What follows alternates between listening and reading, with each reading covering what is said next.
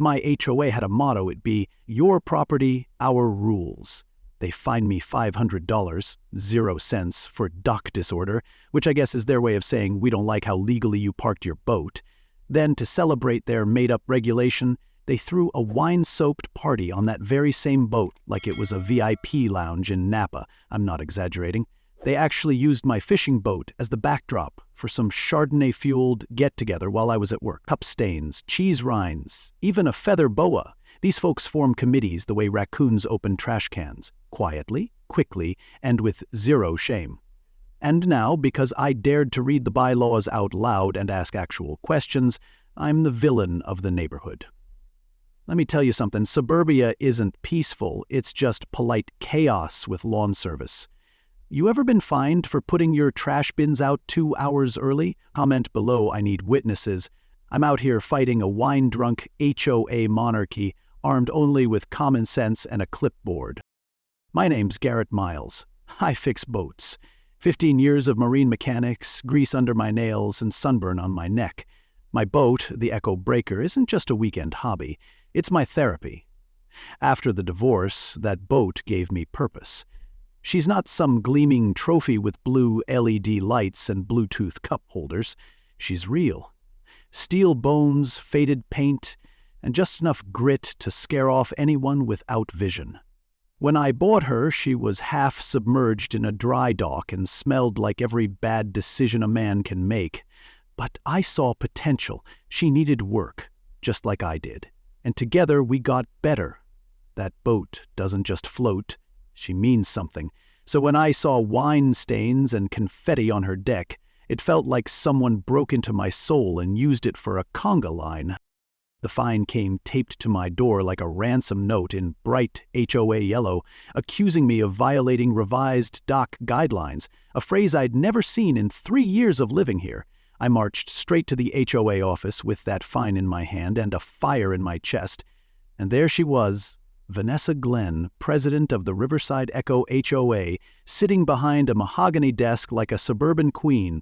Perfect hair, perfect smile, and a personality made of laminated policy sheets. "Mr. Miles," she said without looking up, "we're trying to maintain visual harmony on the lakefront." Visual harmony. Like my boat was an off-key trumpet in her white picket orchestra. "This came from our temporary dock oversight committee," she added. Funny thing is, I'd read every page of the HOA bylaws and never saw anything about that committee. I asked who was on it, and she gave me the kind of smile dentists warn you about. Wide, bright, and painful if you stare too long. "You don't need to worry about that, Mr. Miles," she chirped. "Just know the fine is due in 7 days or your vessel may be subject to removal." Vessel, not boat. Vessel. Like I was harboring. That evening, I sat on my porch holding a cold beer and a hot temper. My neighbor Eli Grant strolled over with 2 more beers and a look on his face like he'd just heard the town preacher got caught skinny dipping. Eli's an electrician, lives 3 doors down, and has been here longer than the stop signs. He didn't even sit down before saying, "She did the same thing to the McKinleys when they put up a weather vane, called it unauthorized rooftop decor, and fined 'em till they sold it." I asked why she was targeting me. "I don't throw parties, I don't skip dues, and I mow my lawn like it's a religion." Eli nodded toward my dock. "You're single, you've got a boat, and you don't smile when she walks by. That makes you dangerous to someone like Vanessa." Then he leaned in, voice dropping to a whisper like we were talking nuclear codes. "Word is her brother ran off to sail the Gulf after their parents passed. Left her high and dry. Ever since then, she's been allergic to guys with anchors."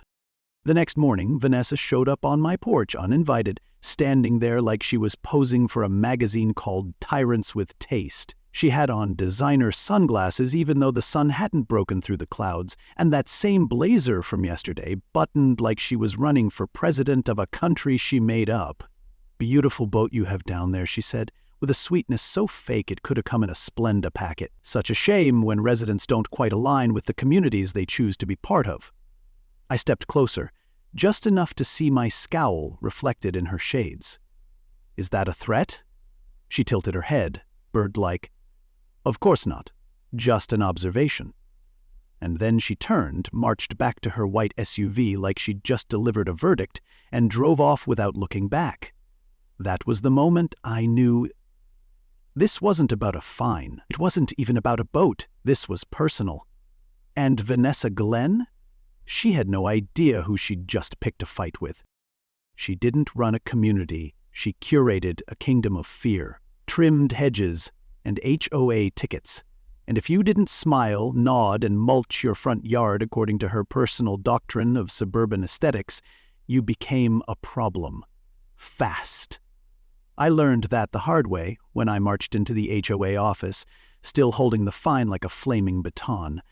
Vanessa was perched behind her desk, sipping herbal tea from a mug that said, "Choose kindness," which felt like it should have come with an asterisk and small print reading, "Unless your boat offends me." I dropped the fine on the wood like it was a pair of loaded dice. "Let's talk," I said. She looked up with a smirk that could have been trademarked and hit me with, "Mr. Miles, you've been cited under our new Watercraft Aesthetic Compliance Initiative." She said it like it was something Congress had passed. My jaw twitched. "I'm sorry, the what now?" Her explanation was long on words and short on truth. Apparently, the initiative had been approved by something called the Temporary Dock Committee, which was fascinating considering that I had read our bylaws more thoroughly than I'd ever read my divorce papers, and that committee didn't exist.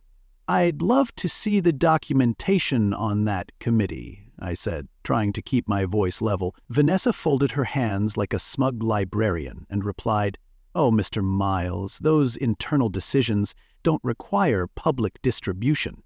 Translation, I made it up yesterday and you can't prove otherwise. It wasn't about a boat. It was about control. Her voice had that polished confidence of someone who knows most people won't push back. That's when it clicked. This wasn't about maintaining a lakefront. This was a woman who treated power like a scented candle, ornamental, intoxicating, and only meant to burn people who got too close. The worst part? I wasn't the first one she lit up. That night on my porch, Eli Grant showed up like he always does when things in the neighborhood start smelling like fertilizer. He didn't knock, just sat down and handed me a cold one. "You pissed off Vanessa?" he said, as casually as if he were commenting on the weather. "Didn't take you long." I asked him what he meant, and he sighed like a man who's seen the same car crash too many times. He did it to the Wheelers. Fined them for having solar lights that were non-regulation brightness. Then there were the Garcias, said their wind chimes were a noise complaint hazard. Got 'em removed. He leaned back and gave me a side eye that meant more than the words. "You're not special, Garrett. You're just next." That stuck with me, because in Vanessa's world, rules weren't rules, they were weapons. Paper bullets aimed at anyone who looked like they wouldn't kneel. And from what Eli told me next, my face must have reminded her of the last man who sailed away from her life without asking for permission. Apparently, Vanessa's brother had once lived here too, bought a boat, docked it proudly, then sold his house, waved goodbye, and vanished into the Gulf without saying much of anything. According to Eli, Vanessa never got over it. She'd been left behind again, and now every man with a boat and a mind of his own was a shadow of that betrayal. "You remind her of him," Eli said. "Except you're still here." That twisted kind of logic made a lot of sense the more I thought about it. Vanessa didn't hate my boat. She hated what it symbolized: freedom, choice, the ability to leave without her permission. I wasn't just parking out of line, I was existing out of bounds. And that apparently made me dangerous. I went to bed with 100 questions and one cold certainty. Vanessa Glenn wasn't going to stop with a fine, and I wasn't going to roll over and let her turn my property into a case study. I woke up the next morning to the sound of heels clicking against my porch steps. Sharp, deliberate, and entirely too early for someone who doesn't live in my house. I pulled the blinds back just in time to see Vanessa standing there like she owned the deed. Same sunglasses, same air of unearned confidence, holding a pamphlet about community improvement like she was about to offer me a timeshare in hell. "Morning," she said, sweet as spoiled cream. "I was just in the neighborhood and thought I'd drop off some information about upcoming shoreline evaluations." She handed me the paper, which was more vague threats than actual content. "Beautiful boat you've got down there," she added, eyes fixed on my dock. "Would be a shame if it became problematic." I didn't answer, just stared. She smiled wider. "Some residents understand what it means to be part of a community. Others, well, they learn." And with that, she turned and left, like she'd just dropped off cookies instead of consequences. I stood on my porch a few minutes longer, rereading the pamphlet. It wasn't just a veiled threat, it was a roadmap. Vanessa had declared war, and I was the only one who seemed to notice. But what she didn't know yet was that I wasn't just some guy with a boat and a mortgage. I was a mechanic. I fix things, engines, hulls, situations. And this situation? It was about to become a restoration project. One slow, methodical, ironclad repair at a time. Because if Vanessa thought the temporary dock committee was real, she was about to meet the permanent thorn in her side committee. Stay tuned. This ride's just getting warmed up. If I ever wanted to throw a frat party, I wouldn't pick my fishing boat. Not because it couldn't handle it, she's sturdy, but because I value peace, balance, and not having strangers vomit on my deck cushions. Vanessa, however, she picked it for me. I drove down to the dock one quiet evening, expecting a peaceful solo cleanup. What I found was chaos, with a wine spritzer. My boat looked like Mardi Gras had run out of floats and decided the echo breaker would do just fine. String lights draped from bow to stern, music pounding loud enough to disturb fish in the next county, and at least 20 people bouncing around like it was spring break in a catalog.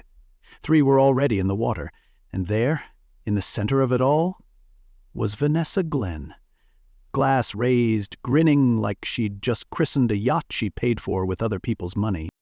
I pushed my way through the crowd, slipping on what might have been potato salad, and tried to yell over the baseline, rattling my cleats. "Off the boat! Now!" Nobody listened. One guy in swim trunks actually slurred, "Chill, bro. She said this was community property." I stared at him, stunned. Community property? This wasn't a picnic table or the tennis court. This was my boat. Paid for, maintained, unregistered, named. That was when I felt the shift, not just in my patience, but in the air. This wasn't just about bending the rules anymore. This was about breaking in. My fingers itched. I pulled out my phone and started recording. Every light, every spill, every drunken shout and wine-stained smirk. Vanessa spotted me filming and tried to flash that same practiced grin, but there was something new in her eyes. A flicker of nerves. She knew she'd overplayed her hand. And I had receipts now. By the time Deputy Wade Banner arrived, 6'2" of don't mess with me calm, things were already tilting back in my favor. Wade had been patrolling this lake community for over a decade and had seen everything from boat fires to 4th of July brawls. But I'm guessing this was his first run-in with a Chardonnay coup. He took one look at the mess on deck and began calmly asking for IDs. People sobered up real fast when the badge showed up. Vanessa switched to her oh dear persona faster than a raccoon caught in a pantry. "Officer, I was just trying to help these young people have a safe gathering," she said, clutching her wine like a lifeline. "Mr. Miles has always been so generous with the community." I almost laughed. Generous? I wouldn't let her borrow sugar at this point, much less the echo breaker. Wade glanced at me, then back at Vanessa. "Do you have written permission from Mr. Miles to use his boat?" he asked. She blinked, flustered. "Well, under HOA Regulation 12, he cut her off with a look that could freeze sap. "I said written permission, not wine logic." Just when I thought the evening had peaked, a woman I'd never seen before stepped out from the crowd, phone in hand, and cleared her throat. "Excuse me, I'm Dana Wexler, HOA Board Secretary, and there was no board vote for any temporary dock initiative or boat event. In fact," she said, flipping through her phone with surgical precision, "I have copies of emails from Mr. Miles objecting to use of his property. Those messages were never shared with the board. They were intercepted." Now that got Vanessa's attention. Her face went through 3 shades of denial before landing on red. You're misunderstanding the administrative process," she stammered. Dana didn't even flinch. "I've been on the board 2 years. There is no administrative process that includes deleting member emails or inventing fake committees." The crowd that had once been cheering and spilling sangria had turned into an HOA trial by fire audience. "And Vanessa?" She was burning. Wade turned to me and nodded. "Got everything you need?" I held up my phone. "Video, audio, witness statements, and a boat that smells like a vineyard exploded." He chuckled. "Good. I'm going to need copies." As the last of the party guests stumbled off my boat, I stood there on that stained deck, watching Dana walk over with something that looked like actual regret in her eyes. "I'm sorry," she said. "I didn't know how bad it had gotten." I shrugged. Better late than never. But inside, I felt something shift. Dana wasn't just sorry, she was in.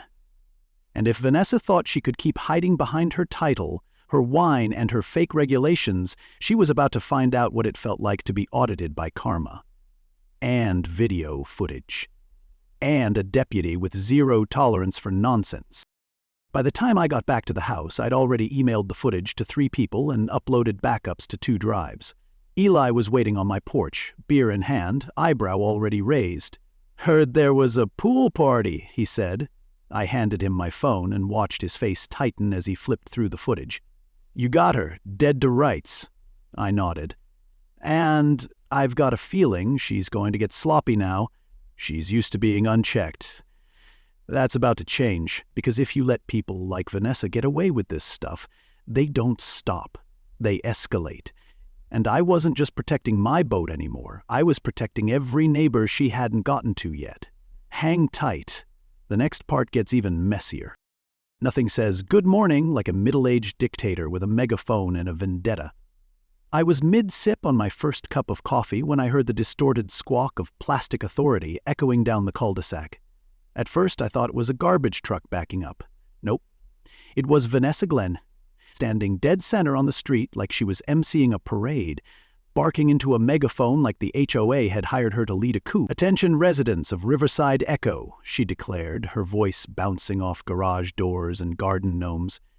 "Please be advised that Mr. Garrett Miles of 37 Oak Shore has refused to comply with multiple directives from your elected HOA board."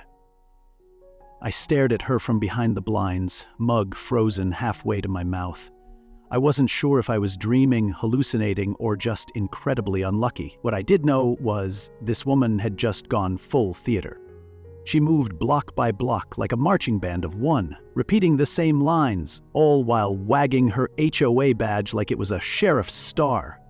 "Your property values are in danger," she warned, with the confidence of someone who'd once tried to trademark the phrase community cohesion. One neighbor clapped, another took a photo, but most people just peeked out from behind curtains, unsure whether to laugh, applaud, or move. I watched Mrs. Kendall from 2 doors down, quietly shepherd her cat indoors like we were under air raid sirens. By the time Vanessa made it to my street, she had a full audience. Kids on scooters, retirees in lawn chairs, and one guy holding a smoothie like he was watching a daytime soap. Then she hit the crescendo. "Mr. Miles has shown blatant disregard for community unity. His actions threaten the peace and aesthetic values we cherish here." Aesthetic values? That was rich coming from someone who decorated my boat with party trash and wine stains. I stepped outside, half-dressed, hoping to shut this nonsense down with some dignity. But by the time I hit the sidewalk, Vanessa had already moved on. The megaphone was now aimed at the next row of homes, and her voice trailed off with all the grace of a leaf blower at 6 a.m. Neighbors turned away when they saw me. Some nodded awkwardly, others avoided eye contact altogether. It didn't take long to feel that old familiar sting of social exile, like I'd just been voted off the island with no tribal council. Even Mrs. Delaney, who once baked me cookies after I jump-started her Prius, pretended not to hear me say good morning. In less than 10 minutes, Vanessa had managed to turn an entire neighborhood into a silent jury, and I was already convicted.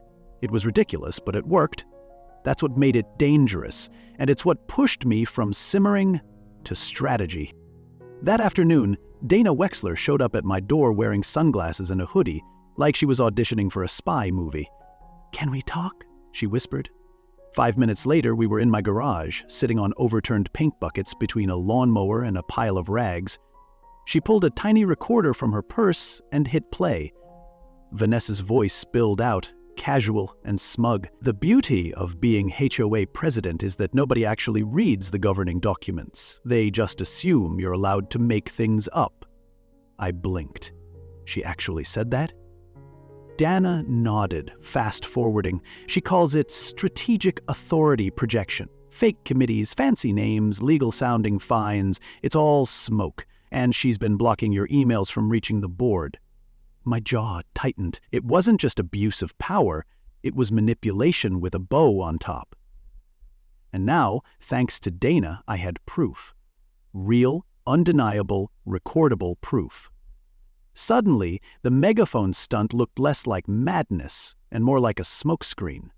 She was desperate. And desperate people make mistakes. That night, I stopped being reactive. I stopped waiting for Vanessa's next move and started planning my own.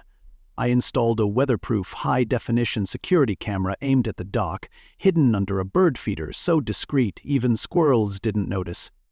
I mounted a second one near my driveway, disguised inside an old outdoor speaker that hadn't worked since 2013.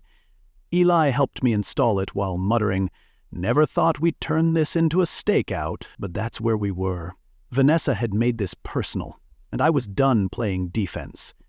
I didn't just want to prove she was wrong. I wanted to catch her in the act, with timestamps, motion sensors, and a memory card full of HOA-grade justice. Because one way or another, this was going to end, and I was going to make sure the ending had receipts. Stick around, things are about to get real noisy. Without a megaphone. If this story hit home or reminded you of that one neighbor who thinks they run the block, do me a favor. Share this video with a friend who's dealing with their own HOA headaches. Nobody fights fake committees alone. And hey, leave a comment and let me know what you think. I read every single one. If karma had a camera, I just installed it in a birdhouse. It took me 2 hours, 3 zip ties, and a YouTube video titled Stealth Surveillance for Suburban Warfare. But by midnight, I had the dock covered. The camera was small, weatherproof, and silent. Everything Vanessa wasn't. Just after 3 o'clock AM, the motion sensor kicked on, and what I saw the next morning confirmed what I already knew in my gut. Someone crept down to the dock in the dark, wearing a hoodie and gloves, crouched low and moving like they'd done it before. They tugged at the lines, fiddled with the cleats, then vanished back toward the street. And there it was, the cherry on top. A white SUV pulling out from the parking lot 5 minutes later. I didn't see her face, but let's just say I've seen that SUV more often than I've seen my own cousins. The camera didn't lie, even if the person behind the wheel did. By sunrise, I was still reviewing the footage when an HOY-wide email hit my inbox like a slap wrapped in a spreadsheet. Vanessa titled it, Urgent Community Notice, Security and Safety Update. It read like a press release written by a lawyer with a glass of Merlot in hand. She claimed that recent acts of recklessness involving unsecured watercraft posed a danger to the community and potentially endangered children and elderly residents. I stared at my screen, stunned. The same woman who let a wine-fueled luau erupt on my boat was now framing it as my security threat. She proposed a $50 0-cents community protection fee per household to fund increased surveillance. The timing wasn't a coincidence, it was strategy. She was rebranding abuse as maintenance and turning my boat into the boogeyman of the bay. I walked outside, hoping to clear my head, only to feel it again. That subtle social shift. Neighbors glanced, nodded less, turned away a little quicker. I had become radioactive male.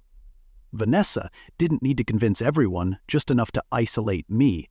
It wasn't just about the boat anymore. It was about painting me as the problem so nobody asked where the real mess was coming from. And that's when I realized this was more than petty. This was calculated. Vanessa wasn't playing checkers. She was playing chess, the kind of chess where you set the board on fire, then blame the smoke on the other guy's rook. But she hadn't counted on one thing. This pawn was recording everything. I spent the next hour organizing files. Still shots, clips, timestamps. I labeled folders like I was building a court case because, deep down, I knew I might have to. Eli dropped by, took one look at the footage, and whistled low. "That's her. Or someone working for her," he said. "She's slipping." I nodded. "She's confident. People like that forget to cover their tracks when they think no one's watching, and that's when I knew exactly what to do next. Not yell, not confront, document, record, wait. I didn't want her to think I was angry. I wanted her to think I was folding, because the quieter I looked, the louder her mistakes would get. That night, I added a second camera angled at the community lot, hidden inside a fake solar light. I made it look decorative, like something you'd order from a late-night infomercial. I checked it twice, made sure the lens was clean, the motion trigger armed. Then I sat on my porch, beer in hand, watching the lake like a man who knew a storm was coming and wasn't afraid to film the lightning. Vanessa thought she could spin this story, hijack the narrative, and get the HOA to pay her tab. But what she didn't know, I wasn't just documenting sabotage. I was building a trail of receipts thick enough to bury her in paperwork. Stay close. The Queen's next move might just be her biggest mistake yet. She brought a PowerPoint to a knife fight, and I brought the knife. The emergency HOA meeting was called to address ongoing community disruptions, which was code for "Let's finish off Garrett Miles once and for all." Vanessa had it all set up like a courtroom drama with one actor. Chairs were packed wall to wall at the community center. She stood at the podium in a slate-gray pantsuit that probably had its own zip code, flanked by a projector, a remote clicker, and enough smugness to power a Tesla.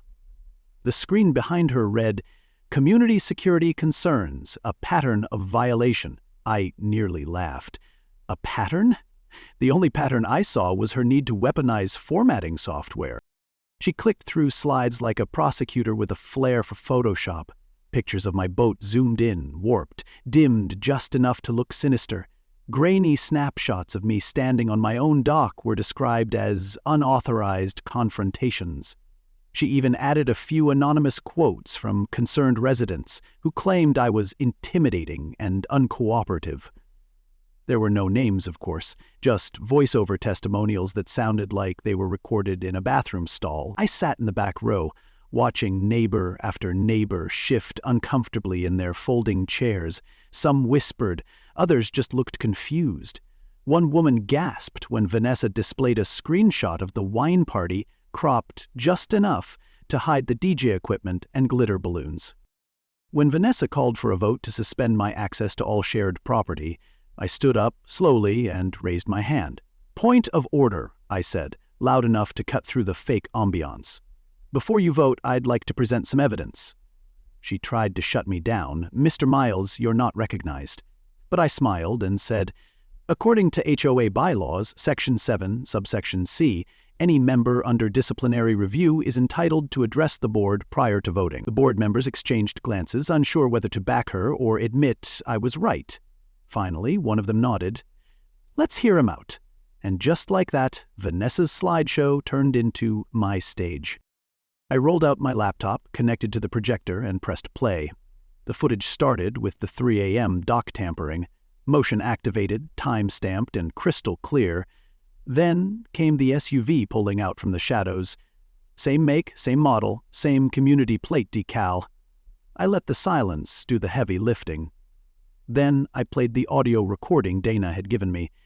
Vanessa's voice, laughing, smug. "Nobody reads the documents. You just give things a name, say it confidently, and they'll follow." Gasps rippled through the room like a dropped wine glass at a dinner party. Then Dana stood up from the third row. "I can confirm everything Garrett just showed you. I've been on the board for 2 years. Vanessa intercepted emails, blocked motions, and fabricated committee names. This meeting? It's not to protect the neighborhood. It's to silence a homeowner she personally doesn't like." The room exploded. Some residents stood up, demanding to see records. Others pulled out phones to take photos of the slides I'd put up. Someone shouted, "I got fined for a garden gnome. Was that real or one of her fake rules?"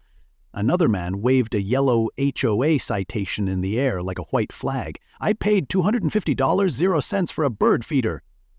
Chairs scraped, voices rose, and for the first time, Vanessa didn't have control. She tried to regain composure, hammering the gavel and barking "order" like she was summoning a jury that had already left the building, but it was too late. The curtain had dropped. Her carefully curated image had cracked, and the truth spilled through like light through a broken blind. Vanessa grabbed her files and stormed toward the exit, but not before turning back to me with a look that could melt concrete. She hissed, "You have no idea what you've started." And just like that, she was gone, heels echoing against the tile like punctuation marks on a confession. The room stayed noisy long after. People circled Dana, asking questions.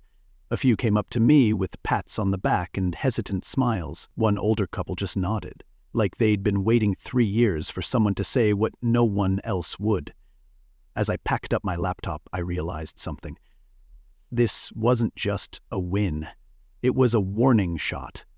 Vanessa had ruled through fear, fine print, and fake committees, but now the residents weren't afraid anymore. They were awake. The only storm last night was in her wine glass, and she sent it straight into my hull. I woke up to a motion alert from the doc cam, half asleep and still groggy from the emotional hangover of the HOA meeting, expecting maybe a raccoon or early jogger. But when I checked the feed, my stomach dropped. The echo breaker was gone from the slip. Just gone. I tore down to the lake in sweatpants and untied boots, and there she was, smashed into the rocks like a forgotten. The hull was cracked wide open, the bow caved in, and fiberglass shards floated in the water like pieces of a broken promise. Water was gushing through the starboard gash, flooding the cabin I'd once spent every weekend polishing. And floating in the shallows, like a final insult, was the cracked captain's wheel I used to run my fingers across like it meant something. That boat had been my anchor. Now it looked like it had been sent to the bottom on purpose. I sloshed into the freezing lake, numb from more than just the water, and found the dock lines cut clean, not frayed, not slipped, just a precise slice, like someone knew exactly what they were doing. I was still holding the soaked end of one line in my hand when I heard the sound of a car door slam behind me. I turned, and of course it was her. Vanessa, in her usual white SUV, stepping out like she was arriving at a ribbon-cutting ceremony. She had a hot cup of coffee in one hand and that familiar, tight-lipped smile that always felt more like a dare than a greeting. "Oh no," she said, placing her hand on her heart. "What a terrible accident. I heard there was some wind last night. Such a shame when residents don't secure their watercraft properly." The way she said it, so polished, so rehearsed, it felt like she'd been practicing in the mirror while the boat sank. I didn't say a word. I just pulled out my phone and started recording. She didn't even flinch. "Just documenting a safety hazard," she said cheerfully, lifting her chin like she was auditioning for a commercial on community standards. "The HOA may need to consider stronger dock requirements after this incident." Then she turned and walked away, phone already out, probably texting the HOA group chat some carefully chosen words about negligence and visual blight. Sure enough, within the hour, she'd posted pictures of my wrecked boat to the community forum with a caption that read, "A reminder of why safety compliance matters. Let's work together to protect Riverside Echo." The comments rolled in like flies to a picnic, half clapping for her leadership, half blaming me for the disaster, and not a single one of them had the fact. That afternoon, Deputy Banner came out to the scene, and to his credit, he didn't waste time. He looked at the rope, ran his fingers along the cut, and said, "Clean, straight blade. This wasn't weather, and it wasn't an accident." I showed him the security footage, someone creeping up to the dock around 3:14 a.m., staying in the shadows, avoiding the camera angles like they'd done it before. No clear face, but the size, build, and timing all added up. Then I showed him the SUV leaving the lot shortly after, and he didn't even blink. "That's enough to start a criminal investigation," he said, writing notes. "But it'll take more to prove who did it. She's careful, And that was the truth. Vanessa was many things: vindictive, manipulative, controlling, but never sloppy. She knew how to walk the line. And right now, all I had was a pile of wreckage and a strong suspicion. I needed more: proof, motive, a thread to pull. It came 2 days later in the form of an anonymous email. No name, no greeting, just a subject line that read, "You'll want to see this." Attached were 5 screenshots of internal HOA messages, forwarded from what looked like Vanessa's association account. The subject lines alone were enough to make my heart race. Dock strategy, timing for visual impact, how to frame cleanup, controlling community narrative. One even included a quote that chilled me. "If the boat goes adrift during a windy night, we can present it as resident negligence, use it to justify fee proposal." I sat there, staring at my laptop, realizing that she hadn't just hoped the boat would drift. She planned it, down to the timing, the wording, the public spin. She wasn't just vindictive, she was calculated. And now I had her blueprint in my hands. I forwarded the screenshots to Deputy Banner without hesitation, then printed hard copies for my records. Because the wreckage floating at the shoreline wasn't just my boat anymore, it was her undoing. She thought she was 2 steps ahead. She thought framing me would scare me off, but she didn't know I had neighbors watching, a deputy asking questions, and now, someone on the inside slipping me the truth. I sat down that night on my back porch, rain tapping the railings, laptop open, and files spread across the table like a battle plan. She wanted to control the narrative, but the story was about to change. Next meeting, next move. I wasn't just coming to defend myself. I was coming to end this. She wanted my boat gone. Now I've got a bigger one, her job, and a state law named after me.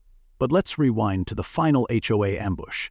Vanessa had called one last emergency meeting, claiming my destroyed boat had created an environmental hazard and a community safety risk. She even handed out glossy packets to every chair with staged photos and a cleanup estimate of $15,000, 0 cents, complete with line items like oil remediation and lake decontamination. Then came the kicker. She proposed placing a lien on my property to recover the costs in front of everyone, as if she hadn't already run my name through the HOA meat grinder. But this time, I didn't show up to survive. I showed up to finish. I walked to the podium with a thick folder, plugged in my laptop, and started with a simple statement. Everything in her packet is fake. I held up the state-certified water report showing no fuel, no oil, no contamination, just water, wind, and sabotage. Then came the photos of the dock lines, sliced with surgical precision. Then the governing documents that made it clear no HOA board can issue a lien without a formal vote and third-party investigation. The crowd shifted. A few people murmured. Vanessa tightened her lips. But I wasn't done. I clicked to the next slide. Those anonymous emails, leaked straight from the HOA account. Subject lines like "frame it as negligence" and "community control messaging." Gasps. A few neighbors stood up. But the real twist came when Dana stood and said, "I sent them. I've been documenting her misconduct for months." Vanessa's face went pale like someone had pulled the plug on her power supply. "That's not true," she barked. "Those emails were taken out of context." But context didn't matter anymore. Truth had taken the mic. Residents started raising their hands, not with questions but with their own stories. Fines for fence colors, citations for wind chimes, fees for irregular lawn patterns. One elderly man stood up and shouted, "She threatened to tow my granddaughter's wheelchair ramp." The crowd turned from shocked to furious, and Vanessa stood frozen in front of the projector, caught in her own slideshow of lies. It was like watching a queen realize the peasants had torches. And recently, the fallout came fast. Deputy Banner turned over the sabotage evidence to the state attorney general. Within weeks, an investigation uncovered HOA funds missing, fake legal documents, and payments made to her lawyer husband, who turned out to be a paralegal from a neighboring town paid under the table with association dues. Vanessa was arrested for fraud, embezzlement, and criminal mischief. Her house hit the market before her mugshot hit the news. Her SUV disappeared from the neighborhood and residents started unearthing years of forged citations and phony regulations. The HOA board was dismantled, rebuilt, and Dana, armed with truth, transparency, and more patience than I'll ever have, was elected president. My boat. Gone, yes.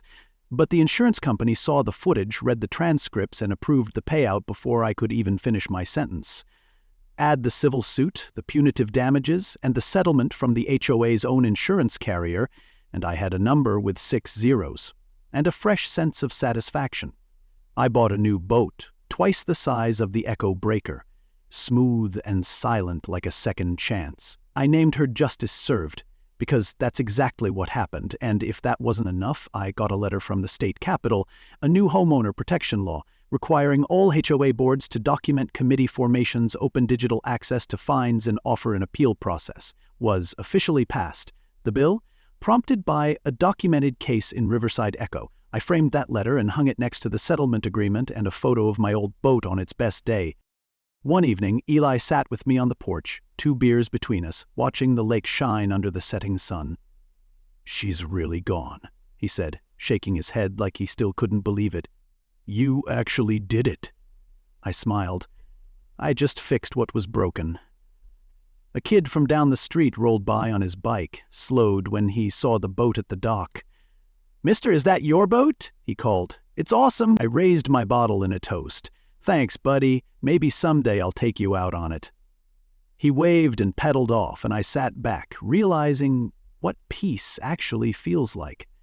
Not just the quiet, but the kind that comes when nobody can weaponize a rule book against you. Vanessa tried to destroy a boat. What she ended up sinking was her own empire.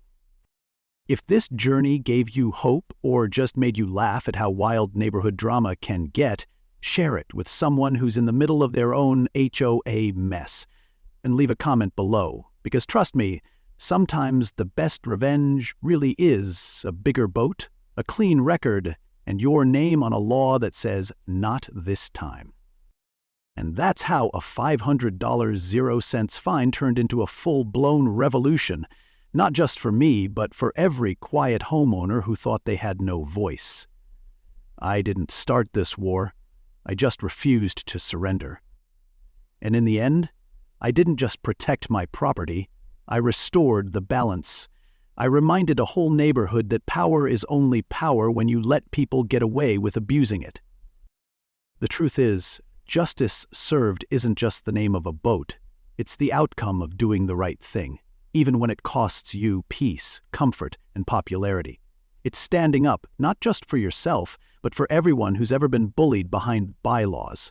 We learn that silence helps no one, that transparency isn't a luxury, it's a right, and that sometimes the best thing you can do is hit record and hit back.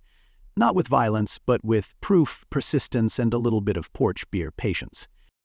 If this story resonated with you, if it made you think twice about who holds the clipboard in your community, share it with a friend who needs to hear it. Drop a comment below and tell us your HOA horror story. And if you believe in stories that bring justice, laughter, and real lessons, hit like, subscribe, and don't miss the next tale. Because this channel, we don't just tell stories, we fight back with them.